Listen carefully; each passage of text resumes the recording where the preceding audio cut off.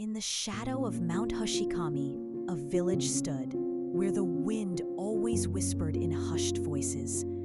It was as if the very air feared to wake something ancient that slept beneath the earth. Generations had lived here, bound by the weight of a legend. This was no mere tale, but a curse, said to have been born from an ancient betrayal. Its roots stretched back to a time when the village was still young and its people lived in simpler days.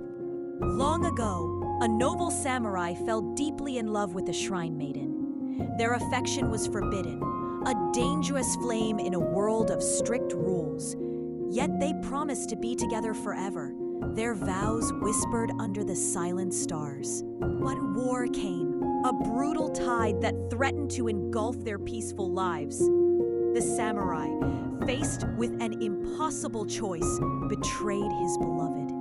He offered her life to a dark spirit, a terrible exchange for the village's peace. The spirit took her soul, sealing it within a crimson talisman. As it vanished, a chilling vow echoed through the land. One day, the price of this peace will be claimed in blood. Centuries passed, and the curse slept, a dormant serpent coiled beneath the village. Life continued, generations born and passed, unaware of the impending doom. The legend became a whisper, a forgotten nightmare. Then, the night came when the earth shook with a terrible tremor. The very stars in the sky turned a terrifying shade of red, signaling the curse's awakening. The ancient debt was finally due. Yori, a quiet young woman, carried a wisdom beyond her years in her eyes. She had always felt the heavy weight of the village's unspoken fear, a premonition of the coming darkness. Her grandmother had often told her stories of the curse.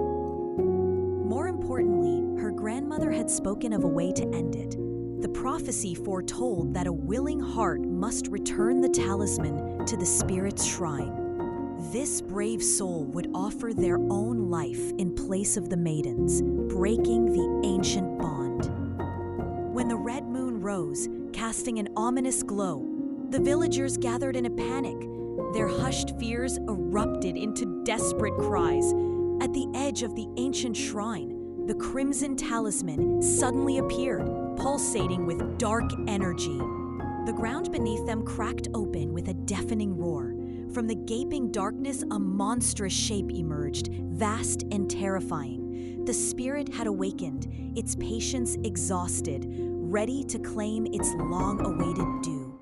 Without a word, Yori stepped forward, her resolve unwavering. She took the crimson talisman in her trembling hands, its surface cold against her skin. Then she began the arduous climb to the mountain shrine, a path shrouded in dread. The wind howled, sharp and cruel, carrying the distant screams of the villagers behind her. Each step felt heavier than the last, as if the spirit's vast shadow pressed against her back, trying to drag her down. At the mountain's summit, the shrine stood in ruin, its stones crumbling. The air was thick with the acrid scent of ash and ancient sorrow. The monstrous spirit appeared before her, its voice echoing deep within her bones. "Why give your life, child?" it boomed, its tone a mix of curiosity and ancient power. Yori's gaze did not waver, her eyes fixed on the terrifying entity. Her voice, though quiet, carried the weight of generations. "Because some debts are not meant to be passed to the next generation," she replied, her conviction absolute. She understood the burden of the past and chose to bear it herself. With a steady hand, Yori placed the crimson talisman upon the crumbling altar. In that profound moment, the spirit's monstrous form began to shift and shimmer. Before her stood a woman in white robes, her eyes filled with an ancient sorrow. It was the maiden of the legend, finally freed from her long imprisonment. The spirit's voice, now soft and filled with a profound sadness, spoke again. "You are her blood," it whispered, "the descendant of the one who betrayed me, and yet you choose to die for this village." Tears streamed down Yori's cheeks as the truth settled upon her. She realized then why she had always felt the curse's heavy weight. It was in her very blood, a legacy of both betrayal and sacrifice. The maiden, now free, placed a gentle hand over Yori's heart. Her touch was warm, filled with a compassion that transcended centuries. "Your sacrifice is enough," she murmured, her voice like a soft breeze.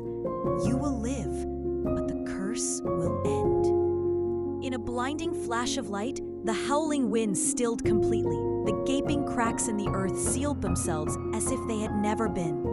The ominous red moon faded, transforming into a serene silver orb in the night sky.